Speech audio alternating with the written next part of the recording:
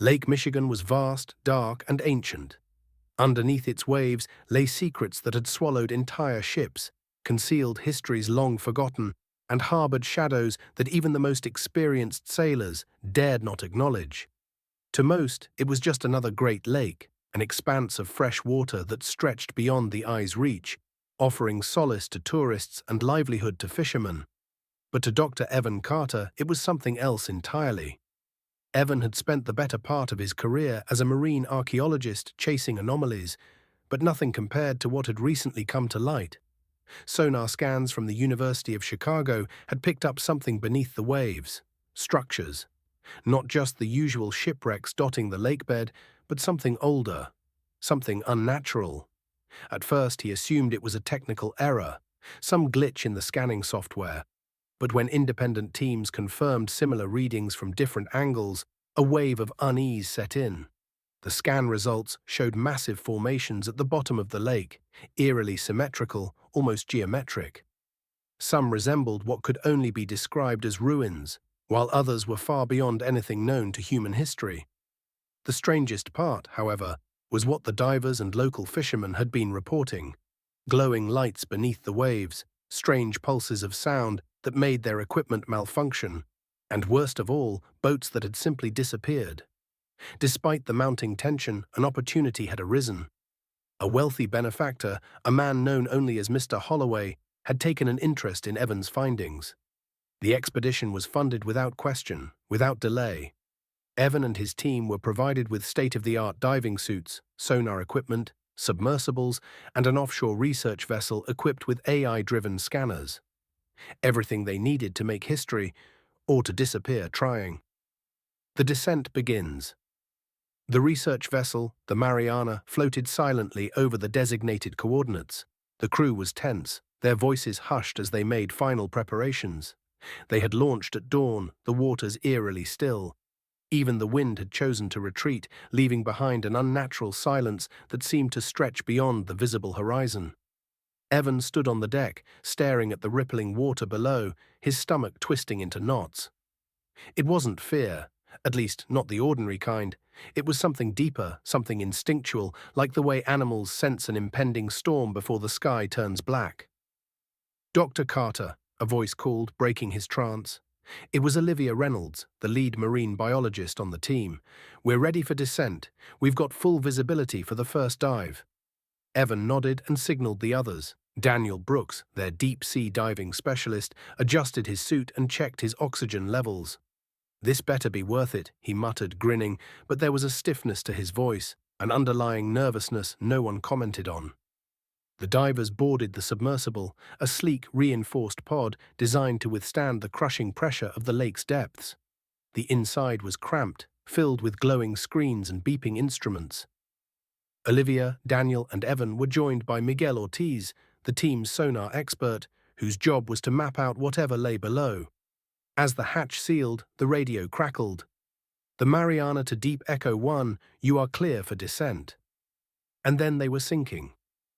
Beneath the surface, the deeper they went, the more the world above became a distant memory. Sunlight faded into eerie twilight, then into an abyss of nothingness. Their headlights cut through the water, illuminating only what lay immediately ahead. Schools of fish scattered at their presence, disappearing into the inky darkness. Evan monitored the sonar readings closely. The closer they got, the more their equipment struggled. Readings flickered, instruments reset themselves. Something was interfering with their systems. "This isn't normal," Miguel muttered. "It's like something's jamming us." "Could be an underground thermal vent," Olivia suggested, though her voice lacked conviction. Then they saw it. The lights of the submersible reflected off an unnatural formation. Evan's heart pounded in his chest. They had expected to find rock formations, maybe remnants of an old shipwreck.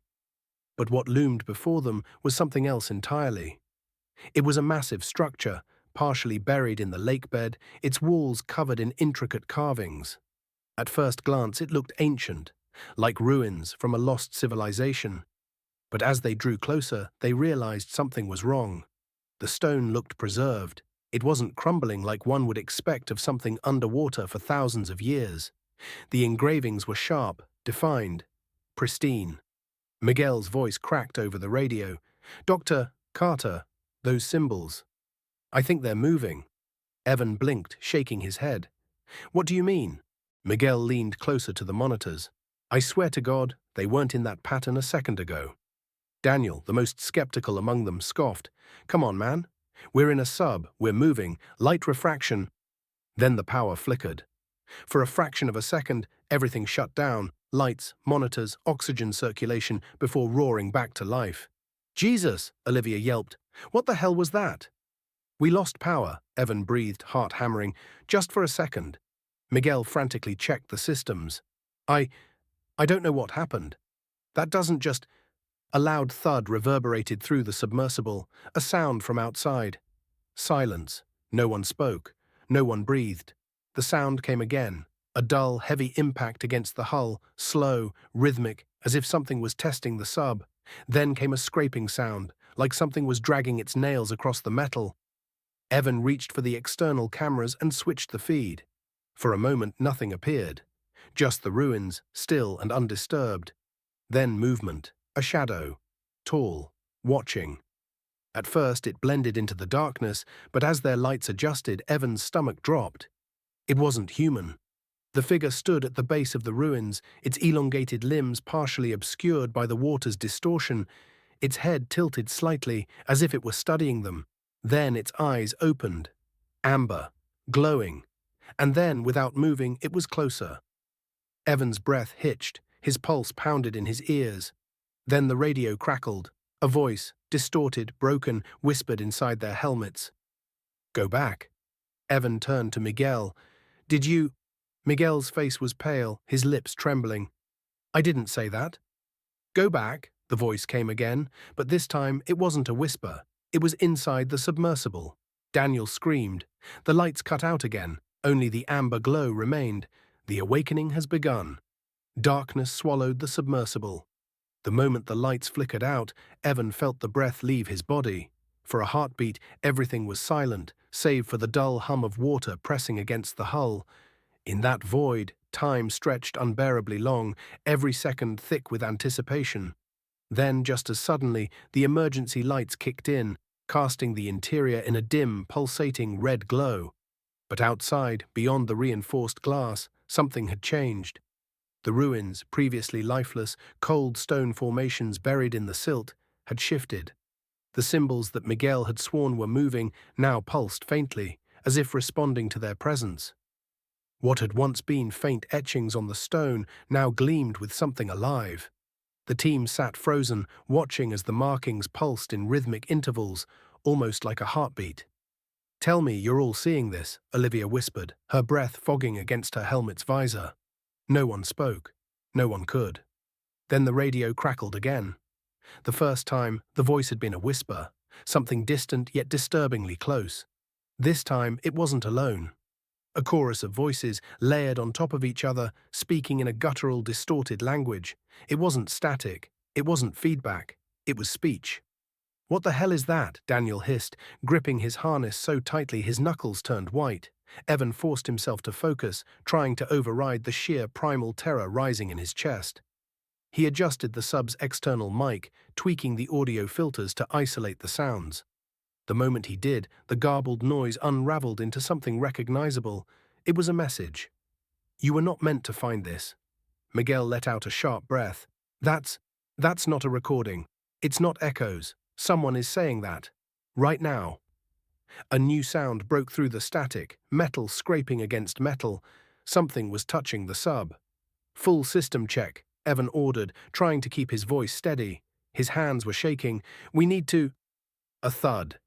Then another. Something was knocking. The exterior camera feed blinked, flickered, then stabilized. Miguel adjusted the focus, zooming in on the nearest stone structure. "Jesus Christ," Olivia breathed. "It's not ruins." It wasn't. It was a door, a massive ancient door. It stretched nearly 50 feet wide, flanked by two towering pillars that had once been buried under centuries of lake sediment. But something had moved the silt, revealing the structure in its entirety. The strange carvings, some older than any known civilization, now shone with an eerie phosphorescent light. And the knocking was coming from inside. Evan's mouth went dry. "This isn't possible. There's nothing down here that should—" The words died in his throat, because something stepped into the light, something that shouldn't exist. The figure wasn't human. At first, it almost appeared statuesque, standing motionless just beyond the edge of the light. Its body was elongated, its skin a dark, inky shade that blended seamlessly with the abyss. But as the sub's headlights adjusted, Evan realized with stomach-churning horror that the darkness was moving. Not its body, the water around it. The figure's presence distorted the lake itself, as if it were bending the very fabric of reality. Then it tilted its head. Two amber eyes, glowing, burning like molten gold, snapped open. The knocking stopped. A ripple shot through the water, not a natural one, not caused by movement, but by something much larger awakening. "Evan," Miguel's voice was barely above a whisper. "We need to leave. Now."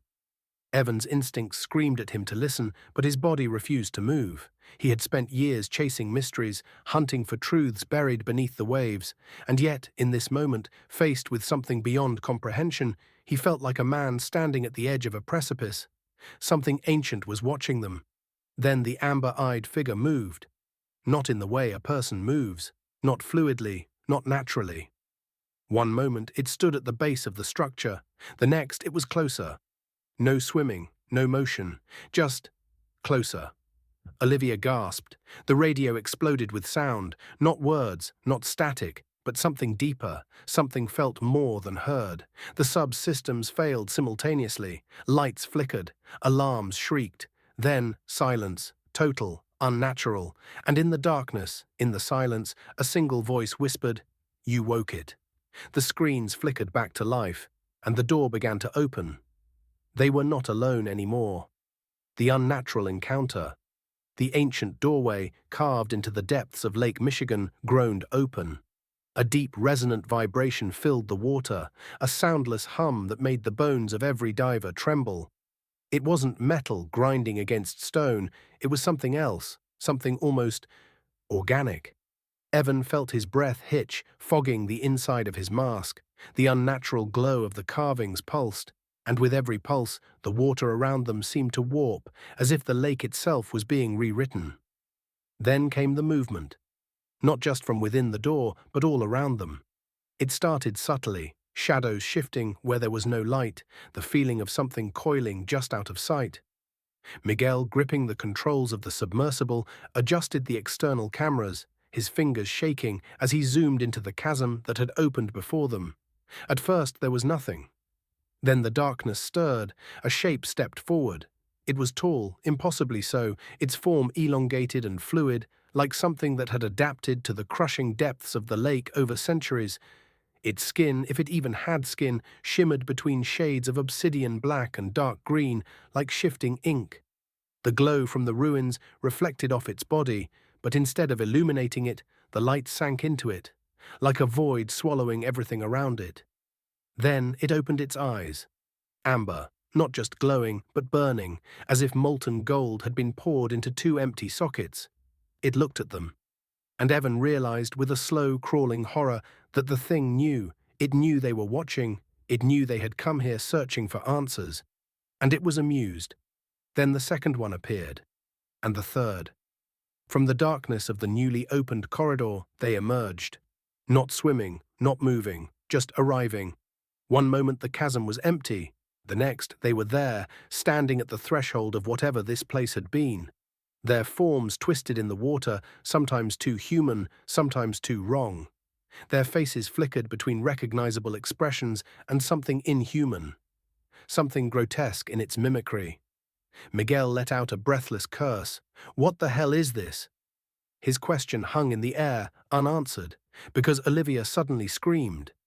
Evan whipped his head toward her, just in time to see something grasping at her leg. A hand, pale, decomposed, but undeniably human.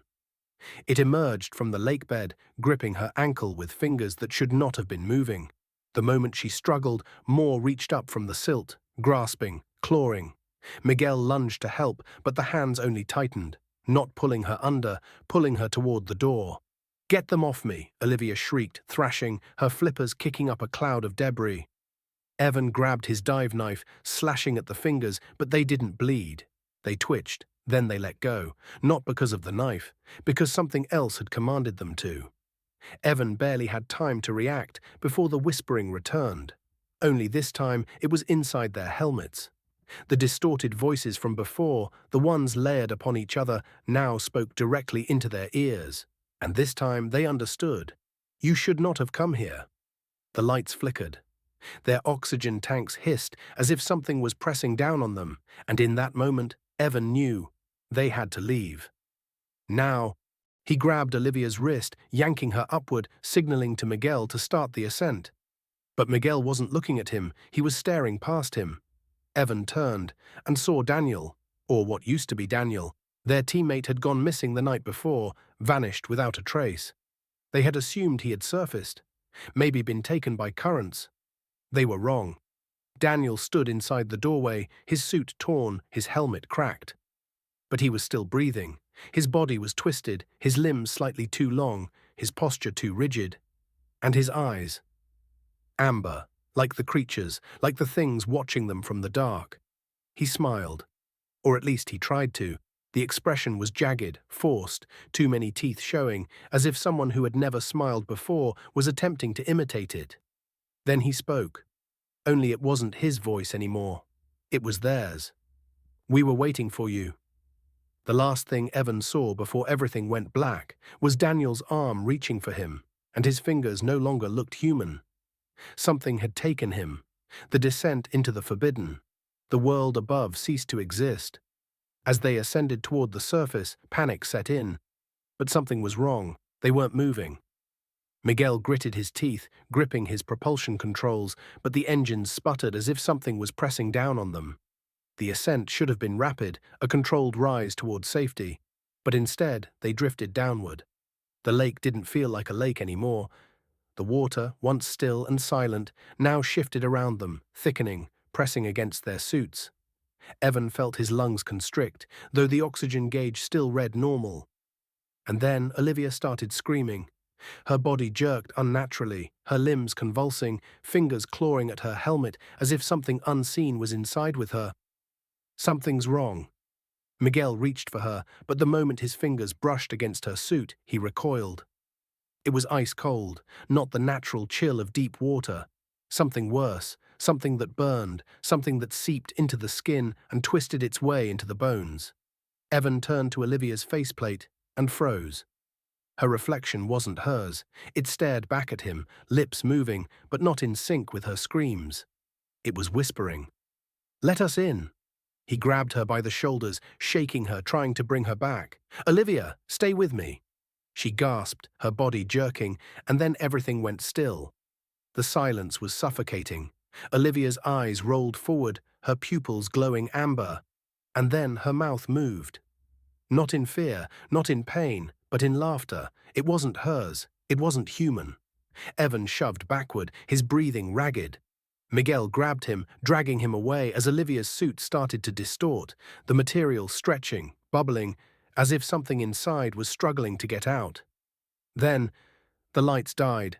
Blackness swallowed them whole. Their dive lights flickered once, twice, before dying completely. They had plunged into the abyss. Then, the whispers returned, but this time they weren't coming from Olivia. They were everywhere, surrounding them, encircling them, moving closer. Something brushed against Evan's leg, something solid. Not a fish, not a person, something larger. He reached for his emergency beacon, but his hand met nothing but water. The beacon was gone. His fingers were numb, his body freezing, and then the eyes opened. Dozens, hundreds, thousands, glowing from the void, shapes uncoiled from the darkness, limbs that weren't human, bodies that shouldn't exist. Some were too long, some were too thin. Some moved like shadows, flickering in and out of existence, their forms warping with every pulse of unseen energy in the water. And one was staring right at him. Not a creature, not a thing, but a face that looked exactly like his. It tilted its head as if studying him. Then it spoke, his own voice. "You are not supposed to be here." Evan couldn't move. The face, his face, split apart, stretching, widening into something impossible, teeth appearing where they shouldn't. Something grabbed his wrist. It wasn't Miguel, it wasn't Olivia, it wasn't anything human. The cold burned through his suit, searing into his skin, pulling him down, his vision blurred. The last thing he saw before everything went black was Olivia floating limply, her mouth still laughing, and the creatures around her pressing closer, whispering secrets he couldn't understand. And then Evan was gone. Something else had taken his place, the Forbidden Awaken's darkness. Cold, Evan's world fractured into nothingness. He had no body, no weight, no sense of self, only thought, suspended in the abyss. Time did not move here. Whispers crawled into his mind, seeping into the fragile space between what he had been and what he was becoming. He tried to remember, tried to grasp onto something, anything, that made sense. But the voices sang over his thoughts, their words slipping into his consciousness like water through cracked glass. You were not meant to leave. The cold pressed in, wrapping around him. Something touched his face, not hands, not flesh, something else, something older. And then, a voice, not the whispers. Something deeper, something inside. It spoke through him. I see you. Evan's body slammed back into existence. Pain, white-hot, seared through his limbs. His lungs burned, his chest heaved. He was drowning. No, he wasn't. His mask was still on. His oxygen was still flowing. But the pressure, it was unbearable. The whispers had become screams. His vision blurred. Shapes moved around him, not the others, not his team, something else. And then Olivia moved. Her body, lifeless just moments ago, jerked upright. Her head snapped toward him, her arms hanging at unnatural angles, her fingers twitching like something was trying to learn how they worked. And her eyes weren't hers anymore. They were black, empty. But her mouth still smiled, and she laughed. It was wrong, too loud, too hollow. The sound rattled inside his skull. Miguel was next. He had been floating near Olivia, limp, unconscious. But now he was standing. His breathing should have echoed inside his helmet. But it didn't. His head turned, too slowly. His arms hung too loose, and his fingers. Too many fingers. Evan reached for his knife. His muscles didn't respond. You are becoming. The words slithered into his mind. His breath caught. Something touched his leg, cold, slow, crawling. His vision blurred. The water pulsed around him. The ruins, the drowned city. It was moving. Or had it always been alive? He tried to signal the surface, tried to scream. But the black water consumed the sound. And then, the darkness opened its eyes, hundreds, thousands, glowing, watching. And then, they began to rise. It was never asleep.